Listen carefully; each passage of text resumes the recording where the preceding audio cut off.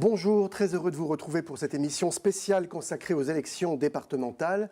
Comme vous le savez, ou pas, nous votons dimanche prochain, 22 mars, et le dimanche suivant, pour élire en totalité l'Assemblée départementale qu'on appelait il y a peu encore le Conseil général. Les règles du jeu ont changé en profondeur. Une majorité d'électeurs ignorent les frontières de leur canton. Beaucoup d'entre nous avons une perception très floue du rôle de l'Assemblée départementale. Si on y ajoute l'ambiance générale de désenchantement et même de rejet de la politique, on peut dire que tous les ingrédients sont réunis pour qu'un record d'abstention soit battu dimanche. C'est pourquoi nous avons souhaité, à TBO, vous proposer ce tour d'horizon, à la fois politique et institutionnel du Finistère. Pour en parler, deux invités sont avec moi autour de cette table. Mon confrère du Télégramme, René Pérez. Bonjour. Bonsoir Bonjour, René, un observateur avisé de la vie politique. Je passe mon temps à du TBO, Télégramme, ces temps-ci. la vie politique du département, René. Et un spécialiste des collectivités locales, Jean-Luc Boeuf. Bonsoir. Bonsoir, merci d'être avec nous. Merci messieurs. Jean-Luc Boeuf, vous êtes aujourd'hui directeur général des services de la ville et de l'agglomération de Quimper, après avoir dirigé plusieurs autres collectivités territoriales de différents niveaux, des villes, des départements, des régions. Vous enseignez à l'Institut d'études politiques de Paris, à Sciences Po Paris. Vous êtes aussi membre de l'Institut Montaigne, un think tank de sensibilité plutôt libérale. Et vous êtes l'auteur de plusieurs livres de sciences politiques, au sujet notamment de l'organisation territoriale, des finances locales. Votre dernier né, qui s'appelle La Nouvelle-France, 4 saisons dans les territoires, vient de sortir. Et avec vous, nous allons parler de tous ces changements inhérents donc à cette élection départementale. Avant toute chose, je vous propose un petit pense-bête signé Julie Sicot. Pour ces élections départementales des 22 et 29 mars, il faut noter plusieurs changements. À commencer par le nom, oubliez le Conseil général, place au Conseil départemental, et le conseiller général devient donc conseiller départemental. Autre changement, de 54 cantons, on passe à 27, mais le nombre de conseillers reste le même. Les changements ne s'arrêtent pas là. Auparavant, le conseil départemental était renouvelé partiellement tous les 3 ans. Cette année, pour ces élections, la totalité de l'Assemblée est remplacée. Vous élirez un binôme composé d'un homme et d'une femme au scrutin majoritaire à 2 tours pour 6 ans. Cette année, 270 candidats se présentent, soit 135 binômes. Le Conseil général existe depuis 1790, mais l'institution telle qu'on la connaît est mise en place en 1982 avec la loi de décentralisation. Le Conseil général du Finistère est situé à Quimper. Il est présidé par Pierre Maille. Près de 3800 personnes travaillent pour cette institution. Avec un budget d'1 milliard d'euros, le département doit répondre à plusieurs compétences. Il a notamment en charge l'aide sociale, que ce soit l'enfance, les personnes âgées ou handicapées, mais aussi le RSA, le revenu de solidarité active, ou la précarité énergétique. Il gère aussi les transports et les 56 aires de covoiturage, les routes, mais aussi le transport scolaire en autocar. 22 000 élèves sont transportés chaque jour dans le Finistère. En parlant d'éducation, le conseil départemental s'occupe de gérer les 63 collèges, mais aussi la culture avec les archives départementales ou certains musées et bibliothèques. Dans son champ de compétences, on trouve aussi les ports de pêche ou encore le tourisme. Il finance également une partie des services de secours et d'incendie. Alors, pendant ce court sujet, Jean-Luc Boeuf, vous nous disiez que certaines de ces idées étaient déjà dans un rapport Mauroy de 1982, c'est bien cela? Alors de 2000. 2000, pardon. En fait, 2 mesures étaient déjà prévues depuis de nombreuses années. La première, c'était le renouvellement intégral de l'ancien Conseil général. Le législateur de 1992 l'avait voté et en 1994, le gouvernement était revenu dessus. Et deuxième mesure, c'est le nom même de l'institution. Effectivement, parler de conseil général pour un département, cela pouvait emmener un petit peu de brouillage. Et donc le rapport Mauroy de 2000 prévoyait de changer le nom. Voilà, donc la politique est un éternel recommencement ou presque. Et il y a eu du changement, parce que quand la gauche est arrivée au pouvoir, elle a supprimé le conseiller territorial qui devait représenter à la fois le département et la région, qui avait été voté sous le mandat de Nicolas Sarkozy. Alors la première question, René Pérez, question politique, on reviendra bien sûr sur toutes les questions d'organisation territoriale tout à l'heure. Un pronostic, puisque la question que tout le monde se pose, c'est est-ce que le département du Finistère peut basculer? Il est à gauche depuis pas mal d'années, est-ce qu'il peut passer à droite? Bien sûr qu'il peut basculer, puisqu'on a remis les compteurs à zéro, comme on l'a dit tout à l'heure, hein. Tout le monde part à égalité cette fois-ci, il n'y a pas d'avance. Il peut basculer parce que les élections intermédiaires en France ne sont jamais bonnes pour les pouvoirs en place. C'est d'ailleurs pour ça qu'on a mis les législatives juste après les présidentielles. Je ne sais pas si vous vous souvenez, on est un peuple assez versatile. On vote pour un président et 2 ans après, on votait pour le camp adverse, ce qui nous a donné quelques cohabitations avec tous les blocages que ça a représenté. Les élections intermédiaires ne sont jamais bonnes pour le pouvoir en place et avec la situation actuelle, ce sera encore plus mauvais. Et puis, ça s'annonce assez dur. Peut-être que le Finistère fera partie de ceux qui peuvent basculer, même si Pierre Maille, l'autre jour, nous a dit qu'il était très optimiste. Est-ce que, selon vous, René, le PS s'est un peu tiré d'une balle dans le pied avec cette réforme territoriale, sinon illisible, du moins très très compliquée à décrypter et à comprendre? Alors, il faut rappeler quand même que l'objectif essentiel, c'était la parité intégrale, de mettre autant de femmes que d'hommes, c'était une vieille proposition. Et donc, on est obligé de repartir tous à zéro. Alors que jusqu'à présent, dans la mandature précédente, il y avait 40 sièges pour la gauche et 14 pour la droite. Donc, si on avait fait, comme d'habitude, une élection par moitié, la gauche partait avec un tel avantage qu'elle était presque assurée de repasser. Là, il y a le gros risque qui a été pris de tout remettre à zéro, de faire la parité intégrale et de perdre ces élections. C'est quasi acquis maintenant que la gauche va perdre ses élections. Pour la raison que je vous disais tout à l'heure, les élections intermédiaires ne sont jamais bonnes pour le pouvoir en place. Jean-Luc Boeuf, rapidement sur cette réforme, c'était pas le bon moment? Je parlerai du mot de brouillage pour l'électeur. On lui a expliqué à cet électeur départemental en janvier 2014, c'était le président de la République lui-même, que le département allait disparaître. Quelques semaines plus tard, le Premier ministre dit que la date est fixée à 2020. Donc il y a 1 an, la messe était dite, le département devait disparaître et on allait lui répartir les dépouilles entre les intercommunalités et les régions en termes de compétences. Les régions, les lycées, peut-être les routes, et les intercommunalités, l'action sociale. Et puis au fil des mois, c'est sans doute l'action des parlementaires, d'opposition comme de majorité, on a dit finalement on va garder la coquille département. Et puis finalement on va garder les compétences sociales. Et puis finalement, on garde les compétences routières. Et puis, on a appris il y a quelques semaines que finalement, on gardait les compétences en termes de collège. Donc, l'électeur aujourd'hui se retrouve 1 an plus tard avec un message complètement brouillé. Après avoir été vilipendé, le département est aujourd'hui présenté comme l'institution qui permettra demain l'élection de la parité intégrale. Alors, on va y arriver. Et effectivement, puisque vous parlez de brouillage, on a un petit micro-trottoir qui tend à le démontrer. Effectivement, ce n'est pas très clair dans l'esprit de nos concitoyens.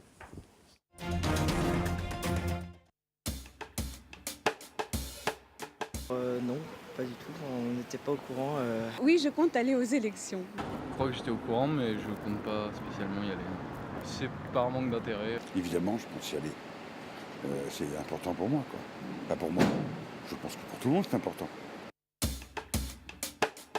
C'est une des élections où on connaît le moins, en fin de compte, les attributions des élus. Je sais que le gros changement, c'est qu'ils sont par binôme.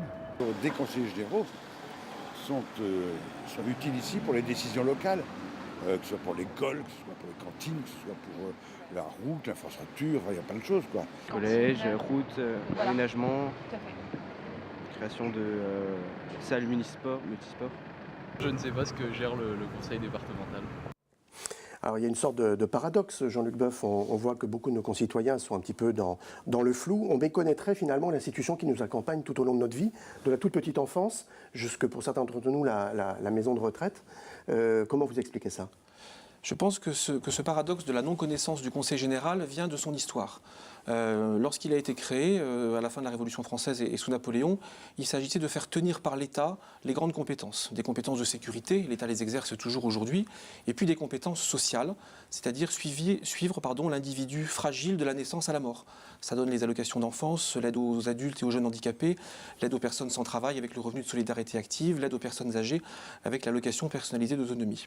Et puis au fil du temps, à ce Conseil général, jusqu'à dimanche prochain, l'État lui a transféré les routes. N'oublions pas qu'aujourd'hui, la totalité du réseau départemental français, c'est l'équivalent de la distance de la Terre à la Lune. Alors c'est très poétique, à 2 jours de l'éclipse de vendredi. Ça veut dire que 380 000 km sont gérés par les conseils départementaux. Ça veut dire que dans un département comme le Finistère, plus de 4 000 km de routes sont gérées. Donc cette méconnaissance pour moi vient du fait que c'est l'héritage de compétences exercées par l'État. Et en termes de représentativité, lorsqu'on a mis en place les élections cantonales à la fin du 19e siècle, on a voulu faire comme le Sénat, c'est-à-dire une assemblée qui évolue petit à petit. Au lieu de renouveler par tiers, on renouvelait par moitié. Et cela a été dit tout à l'heure, quand on renouvelle une instance par moitié, eh bien, de 3 ans en 3 ans, on retrouve toujours à peu près les mêmes. Je crois qu'il faut aussi ajouter que ce sont des missions plutôt obscures. C'est pas très clinquant de gérer les maisons de retraite, de s'occuper de la jeunesse, etc. Quand on fait un pont, quand le Conseil général fait pont de Térénèse, les gens retiennent. C'est le département qui a créé un pont. Voilà. Ça, comme César. On le fait tous les demi-siècles. Voilà. Et pour tout le reste, c'est de la mission quotidienne qui reste un peu linéaire. On a du mal à voir. Et alors, on se pose aussi la question, entre la droite et la gauche, au Conseil général, est-ce qu'il y aura des politiques véritablement différentes? Ça n'apparaît pas vraiment. Donc, c'est vrai que le tout, comme vous le disiez tout à l'heure, ça fait un certain brouillage, mais ça reste quand même une institution de proximité qui rend d'éminents services. On l'ignore, mais qui rend tous les jours d'éminents services. Il y a des marges de manœuvre, Jean-Luc Boeuf, c'est-à-dire qu'il y a vraiment des choix de gauche et des choix de droite, si tant est que ce clivage ait encore du sens aujourd'hui, mais on y reviendra tout à l'heure. Alors, on peut peut-être le voir un petit peu différemment. Dans toutes les compétences exercées par le conseil départemental demain, conseil général hier, quasiment 90%, ce sont des compétences obligatoires. Gérer des lycées, entretenir des routes départementales, s'occuper des personnes fragiles. Là où la notion droite-gauche peut arriver, peut infléchir certaines politiques, c'est de façon politicienne sur l'intervention dans certains endroits, dans certains cantons. Je construirai tel collège avant tel autre parce que telle personnalité politique du département le demande, le réclame, l'obtient. Ça, c'est la première chose. Et la deuxième chose, ce sont les inflexions que peuvent donner une majorité de droite ou de gauche, par exemple vis-à-vis du rapport à l'impôt, vis-à-vis du rapport de l'aide aux entreprises. Voilà, ce sont les deux grandes inflexions possibles. Mais sur des montants finalement relativement limités, c'est-à-dire que ce n'est pas vraiment un levier extrêmement puissant, si ? Alors le levier peut être puissant si une majorité d'un département a une vision uniquement politicienne de la gestion de son département, ce qui n'est pas possible puisque vous avez tous les autres, non pas conseillers départementaux demain, mais tous les autres élus qui souhaitent évidemment avoir une gestion équilibrée du territoire. Mais des inflexions sont possibles, notamment en matière de fiscalité et de finances. Alors, autre question centrale dans ce scrutin, peut-être même à l'excès, diront certains, c'est la question du Front National. La Bretagne n'est pas vraiment une terre promise pour le parti de Marine Le Pen, mais cela dit, des binômes sont présents dans la totalité des cantons du département, ce qui est quand même une vraie première. On va voir tout de suite un exemple à Morlaix. Francine Remacle et Aymeric Cariou sont candidats du Front National pour le canton de Plouigneau. S'ils sont élus, comment vont-ils gérer les plus de 1 milliard de budget alloués au conseil départemental, en particulier l'aide sociale, dont le département est le principal financeur? Il faudrait savoir à qui on les donne, comment elles sont distribuées, alors qu'on a des personnes âgées qui n'ont même pas le minimum vieillesse pour vivre, etc. Il faut aussi lutter contre la fraude au RSA, par exemple, je pense notamment à cela. Lutter contre la fraude, puisque c'est de l'argent public gaspillé dans ces temps difficiles. Vous savez comme moi, nous ne pouvons pas nous permettre de gaspiller l'argent public. Parmi les autres grands thèmes défendus pour les départementales par ces candidats, on retrouve surtout les grands sujets nationaux du parti de Marine Le Pen. Nous voulons défendre tout d'abord la ruralité qui est malmenée aujourd'hui, donc l'insécurité également, et nous-mêmes travailler en projet commun avec les maires de communes en coordination effectivement pour accroître donc les patrouilles de gendarmerie ou police nationale selon les cantons bien sûr où se situent les forces de l'ordre respectives.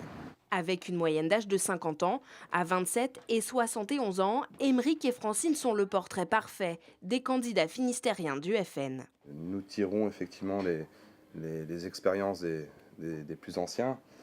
Voilà pourquoi aussi je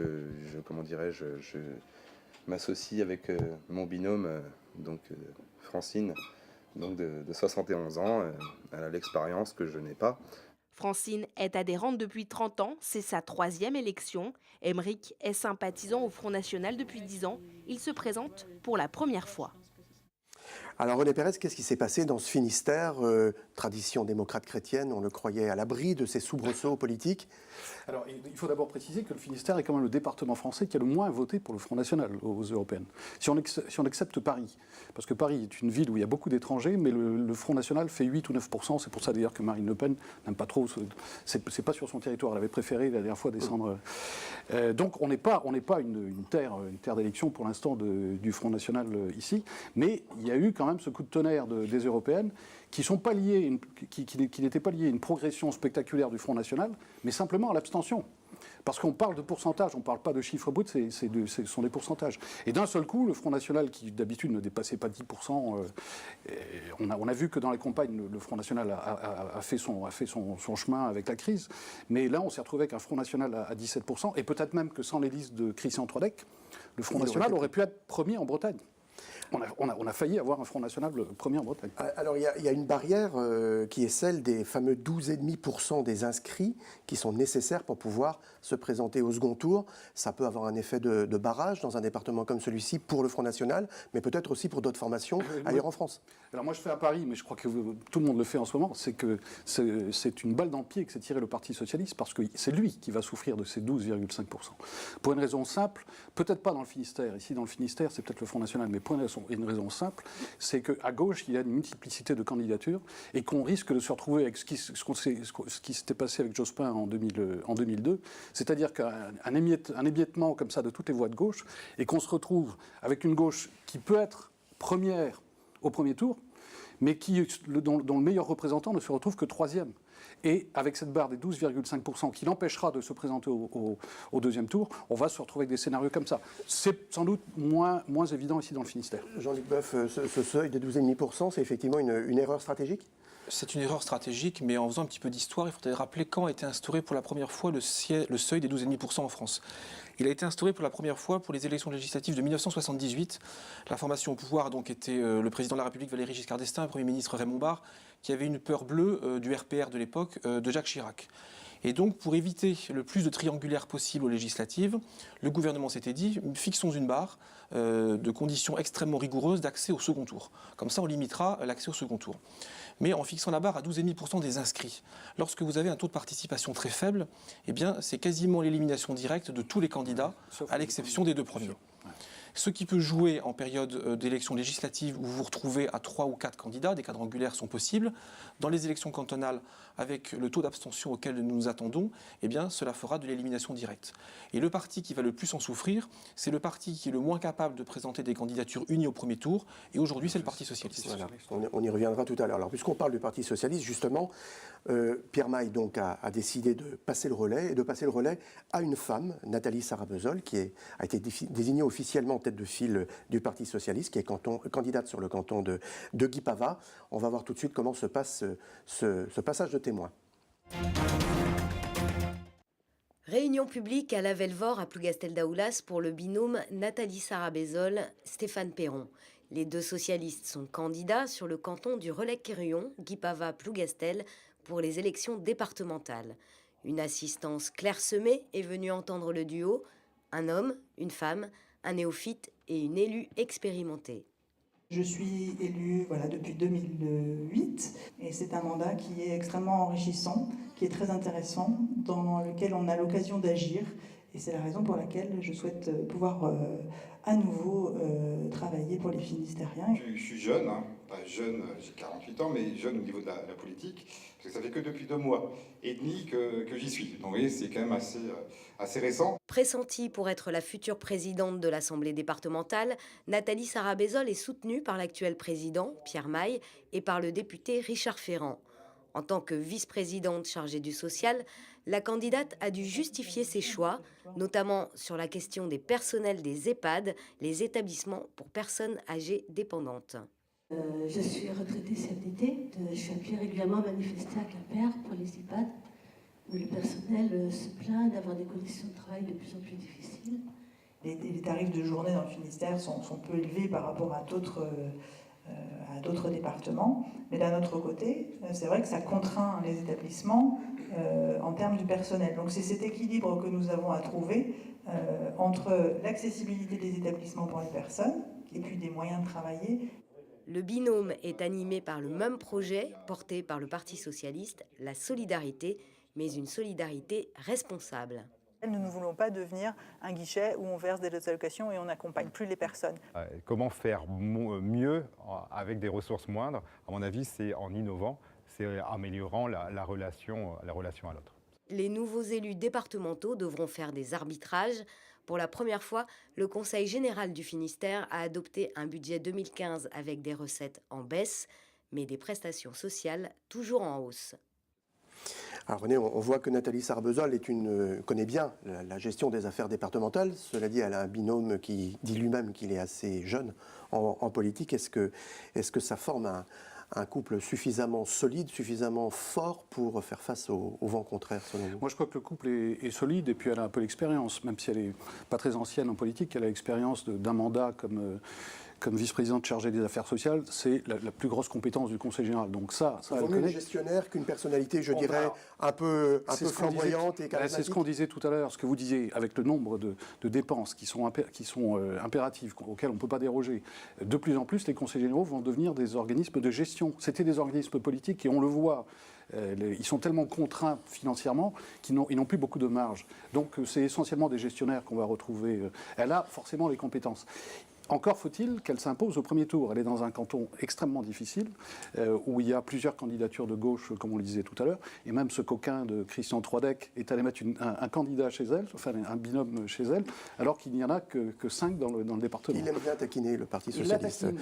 Il aime bien taquiner, et donc ça complique encore un peu plus sa tâche, mais bon, a priori, elle est favorite parce que au Relecq-Kerhuon, notamment, la gauche avait fait un score phénoménal aux dernières élections, et donc je pense que ça devrait quand même passer. Alors, on l'a rapidement évoqué tout à l'heure, Pierre Maille voulait vraiment que ce soit une femme. Ça, c'était vraiment posé. Il a raison, ce sera une femme, mais ce ne sera peut-être pas une femme de gauche, puisqu'en face, c'est effectivement 2 femmes qui sont candidates, c'est Bernadette Malgorn et Marguerite Lamour, qu'on va peut-être retrouver toutes les deux si jamais la droite passe, et ce qui n'est pas totalement exclu. Alors Bernadette Malgorn, oui, qui a quand même réussi une petite percée au municipal, on y reviendra tout à l'heure. Une grosse percée, même sur Brest. Marguerite Lamour, qui a la légitimité aussi de son ancien mandat de député, qui est fortement implanté sur le canton de Plabennec, si je ne me trompe. Ploudelmézo-Plabennec. Qui est assez discrète, au demeurant, mais pour cette campagne. Peut-être qu'il faut être discret en ce moment. Peut-être qu'il faut être discret. Vous savez, le Conseil général, les élus du Conseil général ne sont pas en général pas très flamboyants, pas très clinquants, sont des gens qui travaillent de terrain, etc. Elle attend, elle ne se montre pas pour l'instant, mais si jamais la droite passe, il y a le jour, dans les 2-3 jours qui suivront, il faudra l'élection du président, et là, peut-être qu'elle dira, je suis candidate, moi aussi, avec Madame Malgorn, en espérant que peut-être elle devance Bernadette Malgorn au premier tour de cette élection. Jean-Luc Boeuf, sur cette parité un peu forcée, quel est votre sentiment? Quelle est votre analyse? Est-ce que c'est une bonne chose? Est-ce qu'il fallait ça pour passer un cran et pour que les femmes, enfin, osent se lancer en politique? La France se caractérise par rapport à ses consoeurs européennes par une entrée très tardive dans l'accès à la parité homme-femme en politique. Et ce ne sont que par des coups de boutoir législatifs ou par des amendes financières très fortes que les partis y sont parvenus. Et donc en ce sens, s'il fallait retenir un seul succès de ces élections départementales, ce serait celui de la parité absolue. La question du mode de scrutin en est une autre. On peut avoir évidemment des avis très divergents là-dessus, mais la question de la parité, elle est simple. D'ailleurs, c'est un scrutin unique au monde qui a été instauré pour ces élections. Il n'y a pas d'équivalent? Non. Ah, vous voyez, la Bretagne conserve sa tradition Et pour ce qui est de la flamboyance supposée des élus ou des candidats, on peut rappeler que dans de nombreux départements en France, les conseillers généraux hier, départementaux demain, ne siègent pas par parti, mais siègent par ancienneté d'arrivée. Bien sûr, cela va s'arrêter automatiquement avec le renouvellement intégral du conseil général en départemental, mais dans beaucoup d'endroits, ce sont les conseillers généraux les plus anciens, les plus chenus, qui sont en bas de l'hémicycle, et puis on tourne dans une forme d'escargot. Les plus chenus, il y a longtemps qu'on n'avait pas entendu ce mot-là. Alors, il y aura plus beaucoup de chenus parce que vous avez vu quand même que cette élection est marquée par le départ de toute une génération. Ah oui, il y a un gros renouvellement, donc pour avoir des chenus, il va falloir attendre une vingtaine d'années. Sauf erreur de ma part, je n'ai compté qu'il n'y avait que 17 sortants. Ce qui est quand même moins du tiers. Il a fallu faire des places aux femmes, et forcément on a pris les plus anciens qui avaient déjà fait carrière, on leur a dit il faut laisser la place maintenant. Et il y a un renouvellement, pratiquement dans tous les conseils généraux, c'est au moins la moitié. Et alors, je ne vous dis pas en Haute-Corse où il n'y avait pas une seule femme. Il n'y avait pas une seule femme jusqu'à présent. Donc il faut renouveler d'office, il faut en mettre la moitié dehors. Voilà, donc c'est un double avantage, à la fois la parité, mais aussi l'appel d'air finalement que ça génère. Alors pour la Haute-Corse, il sera de faible durée puisque le département est appelé à disparaître avec les prochaines élections régionales. Pour la Corse. Ah bon? Pour la Corse, c'est vrai. Pour la Corse. Voilà. Oui, parce qu'ils ont région. Ils suppriment les 2 départements et on revient à l'Assemblée territoriale unique. Très bien. Alors nous poursuivons notre tour d'horizon. On a évoqué tout à l'heure cet émiettement, cette dispersion, notamment à gauche. On compte des binômes Parti communiste Front de gauche dans 14 cantons sur les 27. On compte des binômes Europe Écologie dans 17 des 27 cantons. On va voir tout de suite un exemple du Front de gauche à Quimper. sont les propositions des candidats communistes et Front de gauche élections départementales. Rencontre avec la population de Pénars pour l'équipe du Front de gauche, candidate sur le canton de Quimper-Ouest. Yvonne Rénéro, professeure à la retraite, et Georges Lagadic, expert automobile, ancien syndicaliste, n'en sont pas à leur première candidature. Ils participaient déjà au scrutin décantonal en 2008. Avec leurs remplaçants, Émile Duhaut et Christine Cerdreux, ces militants communistes voient comme une évidence leur engagement dans cette campagne des départementales 2015. Il nous semblait nécessaire d'être candidat sur Quimper, Front de gauche, pour nous marquer vraiment à gauche par rapport à la politique actuelle. Ces candidats du Front de gauche entendent s'opposer aux votes extrêmes, favorisés par la baisse des dotations de l'État aux collectivités locales. Parce que le département, c'est le pivot de pratiquement toutes les politiques de solidarité. Ça concerne la jeunesse, ça concerne les personnes âgées, l'aide aux associations. Mais aujourd'hui, ces politiques sont mises en cause par les décisions gouvernementales d'austérité et de baisse des dotations aux collectivités. Allant plus loin, les candidats du Front de gauche revendiquent l'instauration d'un service public départemental. Beaucoup de gens sont obligés de recourir au privé qui coûte très cher. Ah oui, ça revient cher si on veut avoir une aide. Et ça revient très cher, voilà. Ah ouais, donc ouais. il faut un service public. Je propose un service public de l'aide à la personne. C'est très important dans ce département, avec une organisation départementale, en particulier des réponses à la perte d'autonomie. Habitués des élections cantonales, les candidats communistes du Front de gauche totalisaient 5,38% des suffrages lors du dernier scrutin sur le canton de Quimper 3 en 2008. René Pérez sur le Front de gauche, donc parfois avec le PC, parfois sans. Le problème du Parti communiste, c'est que parfois ils sont avec le PS. Ils sont par exemple dans la gestion des villes, on a vu dans le Finistère au municipal, ils étaient avec le Parti socialiste et ils ont réussi à s'en tirer, heureusement grâce à cette alliance. C'est pas du tout la tradition au cantonal. Là. Ils ont tendance à aller chercher ailleurs et plutôt du côté de la gauche, mais ils n'ont aucune chance d'avoir un candidat. Ils n'avaient plus d'élus au Conseil général, donc il n'y aura pas véritablement de perte de leur côté. Mais avec cette stratégie-là, c'est sûr qu'ils vont être un peu laminés quand même, sur cette élection. Là, dans le sujet que nous avons vu, Jean-Luc Boeuf, on parlait d'un service départemental d'aide à la personne. Quelle réaction ça suscite de votre part ? Pour être très direct, c'est l'exemple type de mesure qui est purement électoraliste, parce qu'on peut faire beaucoup de reproches aux conseils généraux. Mais s'il y a vraiment quelque chose qui existe, c'est le service d'aide à la personne pour les personnes âgées, au travers de l'aide personnalisée d'autonomie, au travers des services d'aide à la personne, au travers des aides à domicile en milieu rural. Donc vraiment, c'est quelque chose qui maille le territoire. On peut bien sûr toujours faire plus, on peut abaisser les seuils, on peut intervenir plus tôt. Mais en l'occurrence, la proposition qui est faite par le candidat est quelque chose qui existe déjà. Qui existe déjà. Oui. Alors tout de suite, nous allons nous diriger vers Fouesnant là, pour s'intéresser aux écologistes d'Europe Écologie Les Verts.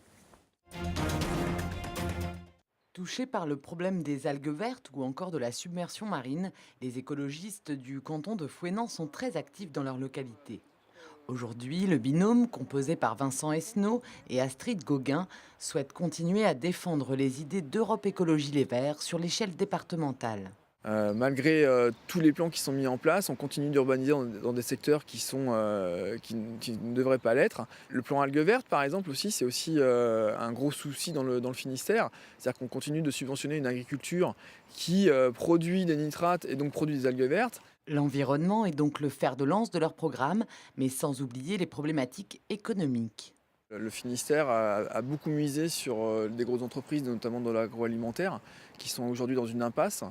Nous, ce qu'on propose, c'est de recentrer justement sur les aides, notamment sur des initiatives locales, notamment en développant par exemple l'agriculture de proximité avec des circuits courts. D'où exporte ses poulets en Afrique. Il exporte du poulet congelé. Donc, on ne peut pas accepter de vivre sur ce commerce-là. Et on ne peut pas se satisfaire de cette exportation et de justifier des emplois par cette catastrophe humanitaire.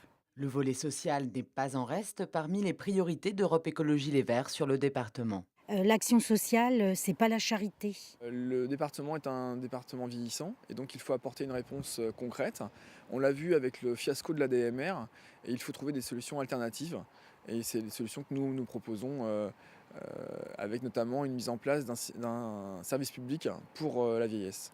Enfin, le binôme aime à rappeler que les idées des écologistes sont souvent avant-gardistes et reprises uniquement dans les situations d'urgence. Grâce aux élections, les candidats souhaiteraient mettre en place leurs actions dans le Finistère avant qu'il ne soit trop tard. On n'a pas le sentiment, René Pérez, que ce soit l'élection privilégiée pour les écologistes. C'est sûr que parler d'écologie à propos des personnes âgées, des jeunes, peut-être pour les routes, de l'APA, du RSA, etc., ils n'ont pas leur territoire. Ils ne sont pas tout à fait dans leur élément. C'est pas leur élément. Et il faut bien dire qu'ils ont un peu de mal à trouver des candidats qui soient vraiment motivés pour aller à cette... Il se trouve que ce sont en plus des compétences que le département n'a pas.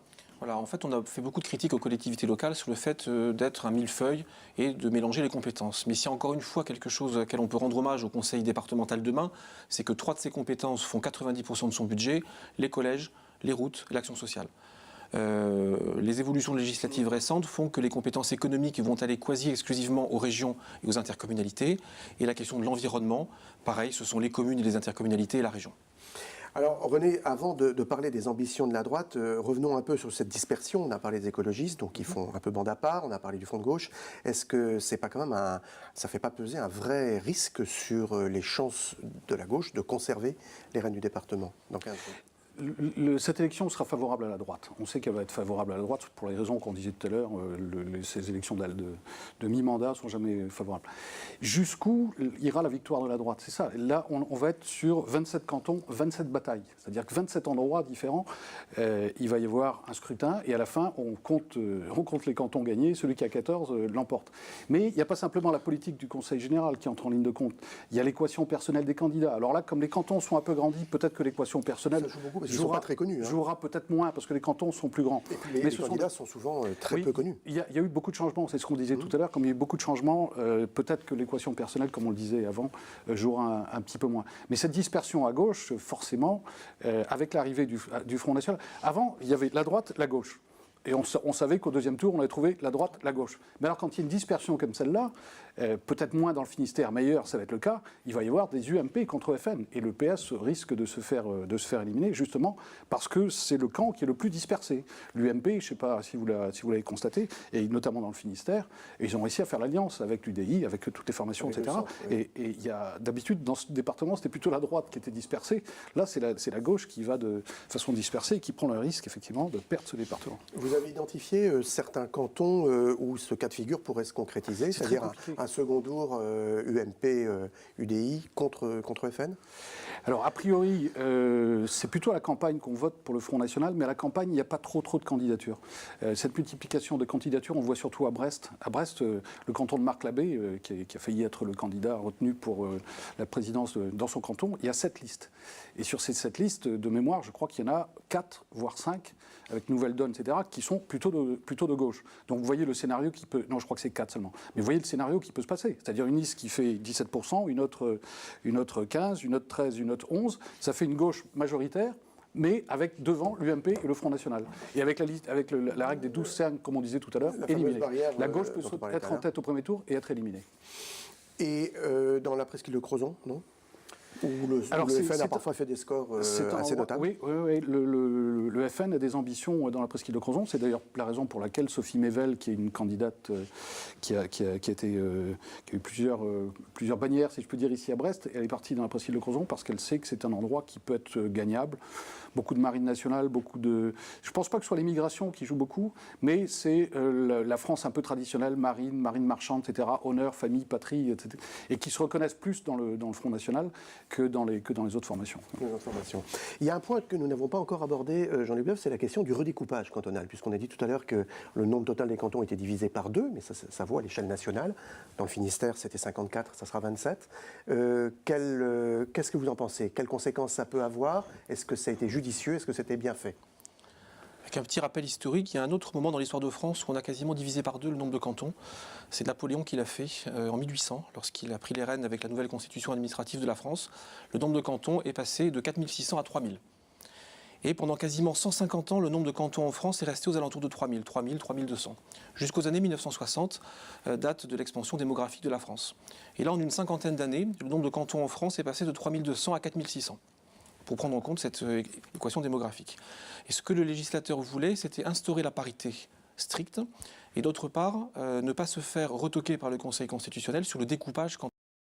Alors pour le découpage cantonal, on peut dire beaucoup de choses, mais en France, on reste collé à une décision du Conseil constitutionnel de 1986 qui explique que le découpage législatif, à l'époque, n'est, entre guillemets, pas manifestement contraire à la Constitution.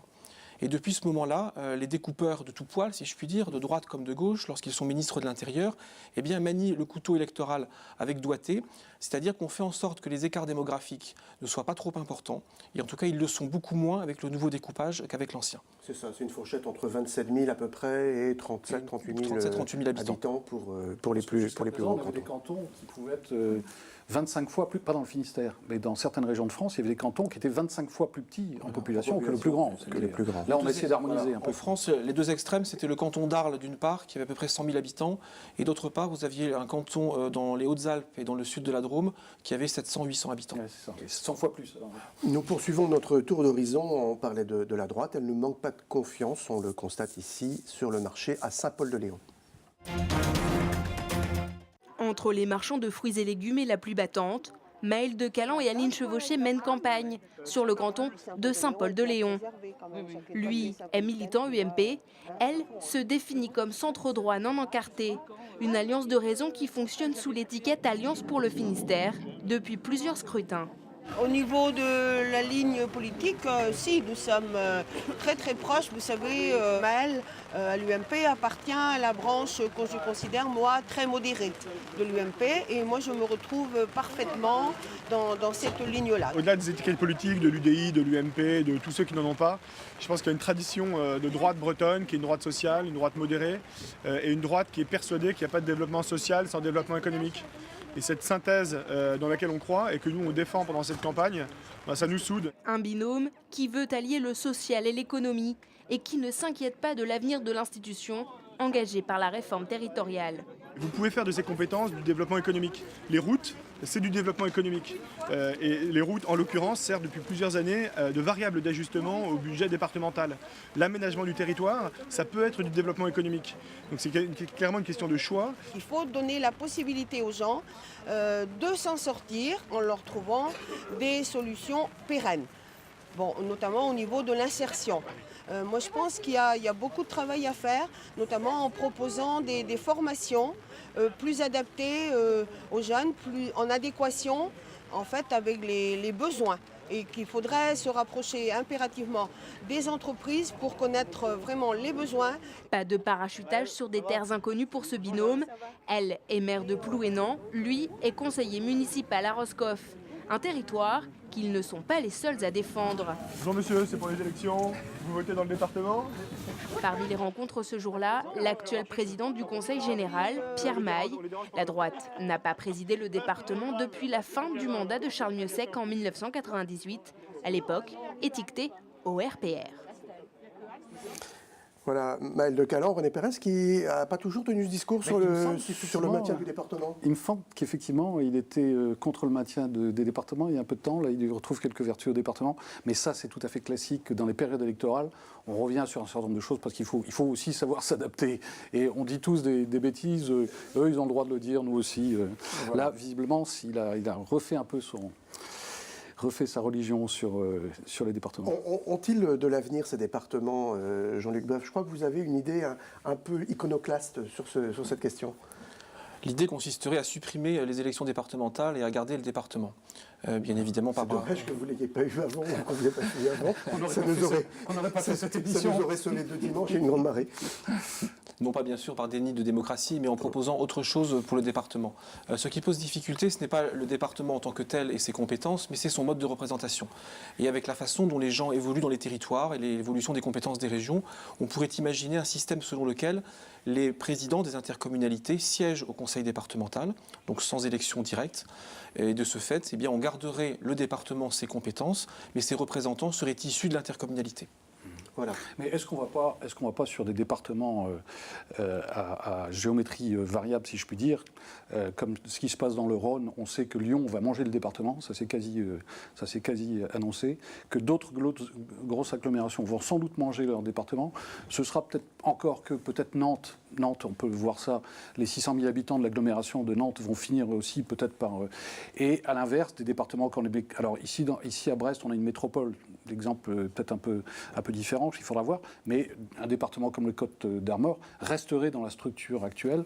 On s'oriente, moi j'ai l'impression, vers des départements comme ça un peu. À Paris, par exemple... C'est une hypothèse qui vous paraît crédible? Bien sûr, juste à Paris, il n'y a pas de département. Oui.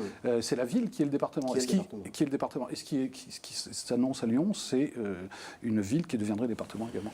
D'ailleurs, à Lyon, il n'y a pas d'élection départementale ce week-end, sur le territoire de la métropole, depuis qu'elle est instaurée au 1er janvier. Donc Paris et Lyon seront les deux exceptions françaises, avec certains départements d'outre-mer.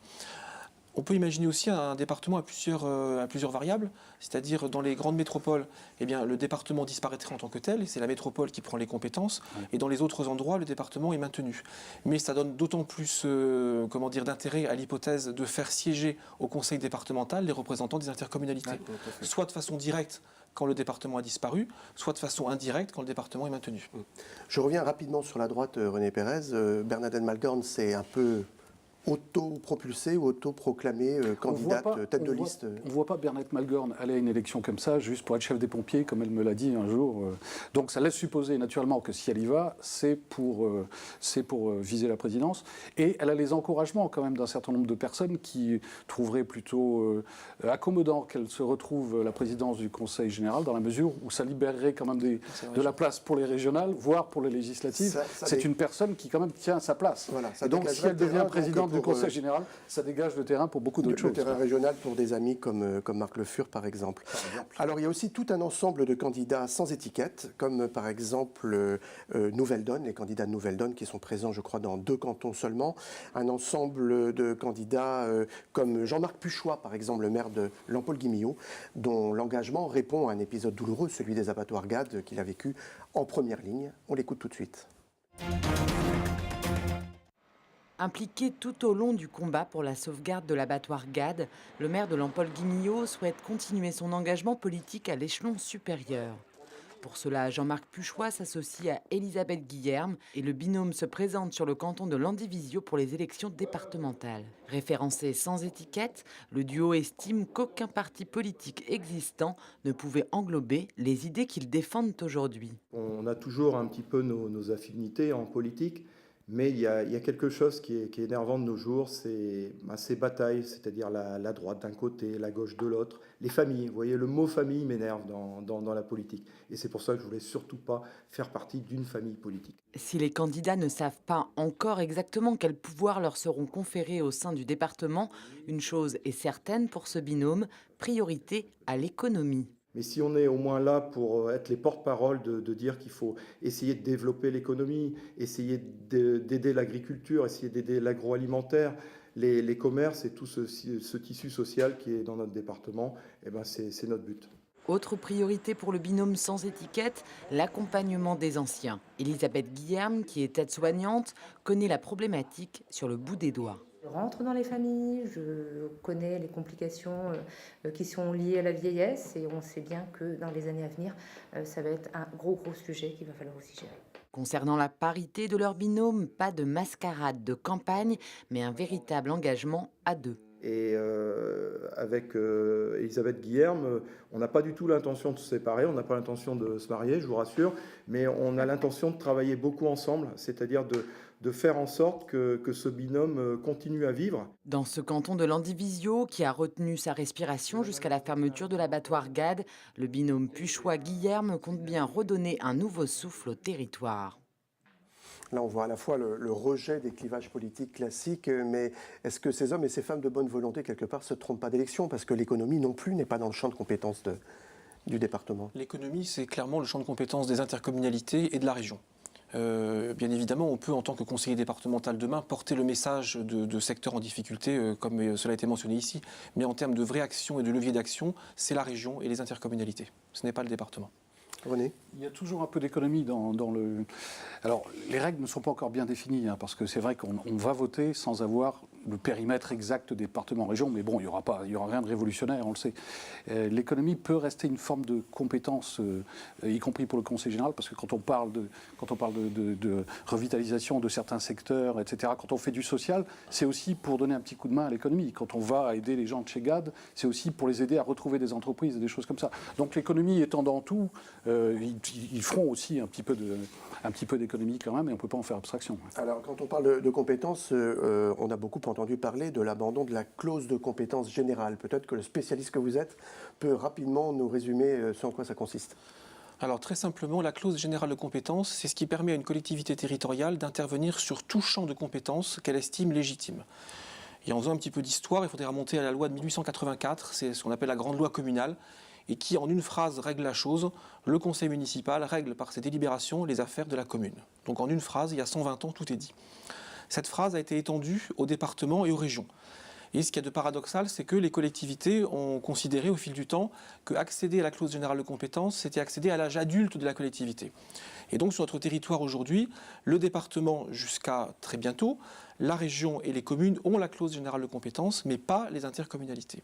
Ce qui est prévu dans le projet de loi qui est actuellement en discussion au Parlement, c'est que désormais seules les communes bénéficieront de la clause générale de compétence, mais, parce qu'il y a un très gros mais, les conseils départementaux et les conseils régionaux pourront toujours intervenir sur certaines compétences. Donc il y a à la fois une volonté de clarifier les compétences, mais il y a aussi beaucoup d'hypocrisie parce qu'on permet aux conseils départementaux demain d'intervenir dans le domaine de l'aménagement du territoire, dans le domaine touristique, dans le domaine sportif, dans le domaine des subventions aux associations. Bref, tout ce qui aujourd'hui fait que le conseil départemental intervient. Bon, vous avez été très clair, mais je crois y avoir compris, du coup je crois que tout le monde s'y perd complètement. Est-ce qu'il n'y a pas un paradoxe, pardon René, juste que cette fameuse clause soit réservée aux communes et non pas aux intercommunalités? Parce que c'est là qu'est l'argent, donc c'est là qu'est le moyen d'agir. Mais aujourd'hui, une intercommunalité ne peut agir que sur son champ de compétences, que sur ce qui a été voté par les élus lors de la création de l'intercommunalité. Alors qu'une mairie a un champ d'intervention beaucoup plus large. Beaucoup plus large. René. On était sur les compétences. Eh bien, passe à la question suivante, mon cher Olivier. Je ne sais plus ce que je voulais dire. Bon, très bien, sur les compétences. Donc, nous reviendrons sur ce sujet très épineux. Nous continuons notre tour d'horizon avec les candidats régionalistes. Alors, il y a des binômes UDB, il y en a 2, à Brest et Douarnenez. Et il y a aussi 5 binômes du mouvement Nous te ferons Bretagne, qui est conduit par le maire de Carhaix, Christian Troadec. C'est une figure qu'il n'est pas possible de dissocier du mouvement des Bonnets Rouges, qui a marqué l'actualité de l'année 2014 sur fond de contestation de l'écotaxe. Nous sommes allés à la rencontre du binôme Troadec. Oui, tout à fait. Faire connaître les propositions pour la région, quoi. Et pour le département, surtout. Voilà. Nous te ferons Bretagne est en campagne. Cette campagne pour les départementales, Christian Troadec et Corinne Nicole la mènent dans le canton de Carhaix-Plouguer, qu'ils connaissent bien. Une priorité dans le programme de ces fondateurs du mouvement des Bonnets Rouges, maintenir l'emploi en Centre-Bretagne. On souhaite la création d'une agence de développement économique pour le Finistère. Alors moi j'étais dans la majorité départementale loyale jusqu'au bout, mais en même temps j'ai fait aussi entendre notre voix, la voix de Nous te ferons Bretagne régulièrement pour justement aller plus loin dans le développement de l'économie, de l'emploi sur le Finistère.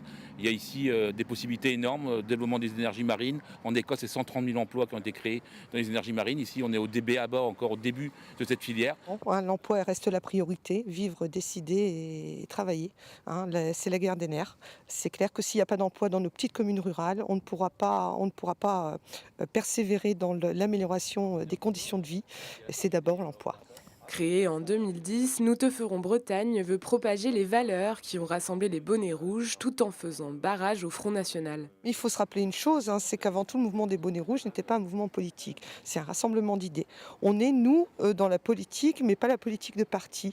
Donc il faut que le temps émerge, il faut faire sauter des clivages surtout. Je pense qu'avant toute chose, c'est très très très important. Les Bretons se sont retrouvés dans le mouvement, on espère qu'ils vont se retrouver à nouveau sur la liste pour les élections. Et nous, on veut être là pour proposer vraiment des solutions à la population et on veut être l'antidote au Front National. Le Front National, c'est Paris, ce sont des Jacobins, ils n'aiment pas la culture, ils n'aiment pas la langue. Voilà, le Front National n'aime pas les Bretons. Si cette année, le parti ne présente des listes que dans 5 des 27 cantons que compte le Finistère, pour le moment, dans celui de Carhaix-Plouguer, les candidats de Nous te ferons Bretagne font partie des favoris. Là, René, on a un exemple frappant d'une femme déjà engagée dans le combat syndical et qui accède au combat politique. C'est un des effets vertueux de la parité dont on parlait. Et puis des effets vertueux des bonnets rouges aussi, parce que là, le point commun, c'est quand même les bonnets rouges. Alors, c'est pas vraiment une élection pour les bonnets rouges, celle-ci, si je puis dire, pour Christian Troadec, parce que les bonnets rouges, bon, en ce moment, c'est un mouvement en sommeil, mais qui peut se réveiller. Si on retrouve un problème comme l'écotaxe, on sait qu'ils vont se réveiller et qu'ils seront aussi actifs qu'ils l'ont été jusqu'à présent. Alors, c'est un peu éclaté en comités locaux, etc. Tout ça est un peu atomisé, mais on sait très bien que c'est un mouvement dormant et que le jour où il y a un problème équivalent à celui de l'écotaxe, ça peut se louer. Cette élection départementale, c'est pas vraiment une élection pour Christian Troadec et ses amis. Ils ne seront présents que dans 5 cantons, comme on le disait tout à l'heure. L'élection qui va vraiment les intéresser et où ils peuvent être extrêmement déterminants, ça va être les régionales de la fin d'année. Parce que si Christian Troadec réalise ses scores précédents de 5, 6, 7%, il peut être le faiseur de roi. Parce qu'entre la droite et la gauche, ça peut se jouer à 2 ou 3, et c'est peut-être lui qui fera la majorité. Là, c'est juste pour... Il avait intérêt ou c'est juste pour entretenir les braises Il est conseiller général. Voilà, il n'est pas conseiller régional. Il n'est plus, il l'a été. Il est conseiller général, donc il veut maintenir conserver son mandat. Mais l'élection où il peut avoir un rôle déterminant et où là, il réveillera peut-être la flamme des bonnets rouges, c'est pour ces 5, 6, 7% qui seront nécessaires à la fin de l'année et qui peuvent l'aider à faire la majorité d'un camp ou de l'autre. On peut dire un petit mot peut-être, votre point de vue sur ce combat des bonnets rouges et sur l'impact qu'il n'a pas eu ou qu'il aurait pu avoir sur l'organisation du territoire.